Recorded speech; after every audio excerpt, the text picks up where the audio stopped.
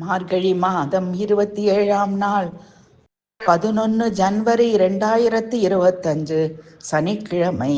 கூடாரவள்ளி விரத நாளில் உறவுகள் நண்பர்கள் யாவரும் நம்மோடு இணைந்து வாழ இந்த கூடாரவள்ளி விரத நாளில் அரங்கனையும் ஆண்டாளையும் வணங்கி பாசுரங்கள் பாடி ஆண்டாளுக்கு புதுப்புடவை சாத்தி அக்கார வடிசல் நைவேத்தியம் சமர்ப்பித்து வணங்கிடுவோம் வாரீர்.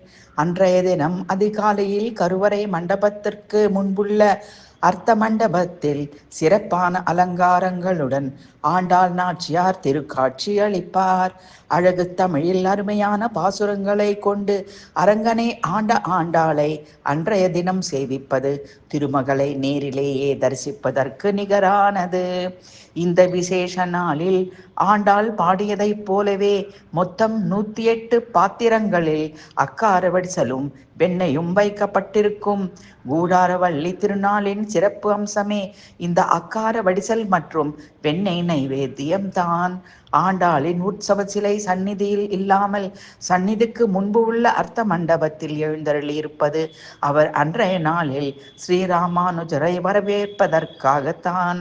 கூடாரவள்ளி நாளின் போது 250 கிலோ அரிசி, 120 லிட்டர் பால், 15 கிலோ கல்கண்டு, கிலோ கணக்கில் முந்திரி, பாதாம், உலர்ந்த திராட்சை என எல்லாம் சேர்த்து பல மணி நேரம் சுண்ட காய்ச்சி தயாரிக்கும் அக்கார வடிசலும் வெண்ணையும் வடபத்ரசாயி பெருமாளுக்கு நைவேத்தியமாக செய்யப்படுகிறது.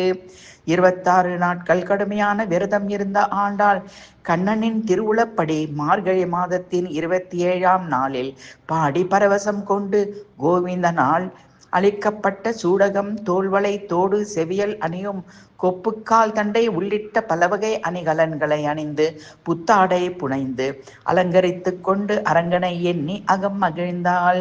அக்கார வடிசலும் எனும் நெய் ஒழுகும் சர்க்கரை பொங்கலை கண்ணுக்கு அமுதாக படைத்து தானும் உண்டு 26 நாள் நோன்பை ஆண்டாள் முடித்தாள். அந்த நாளில் தான் அரங்கன் ஆண்டாளை ஏற்றுக்கொள்வதாக வரமளித்த திருநாள். இந்த பாடலை கேட்ட கோவிந்தன் உடனே மயங்கி ஆண்டாளை திருவரங்கத்தில் மணந்து கொள்வதாக வாக்களித்தான். மானுட பெண்ணாக தோன்றி மாதவனையே மணாளனாக பெற்ற நாள் எதிரிகளை வெற்றி கொள்ளும் சிறப்பு மிக்க கோவிந்தனே, உன்னை நாங்கள் பாடி அருள் பெற வந்தோம். அருட்செல்வத்துடன் இவ்வுலக வாழ்விற்கான பொருட்செல்வமும் தருவாயாக. அது இருந்தால் தானே நாடு புகழ்கிறது. கையில் அணியும் சூடகம், தோளில் அணியும் பாகுவலயம், காதில் அணியும் தோடு, கர்ணப்பூ, காலில் அணியும் பாடகம் ஆகிய அணிகலன்களை எங்களுக்கு கொடு. புத்தாடைகளை வழங்கு. பின்னர் விரதத்தை நிறைவு செய்யும் வகையில் கூட்டமாக உன்னுடன் அமர்ந்து கையில் நெய்வெளிய பால் சோறு உண்போம். கூடாரை வெல்லும் சீர் கோவிந்தா, உன்னை போற்றி பாடுகிறோம். அருட்செல்வத்துடன் பொருட்செல்வமும் தந்திடு.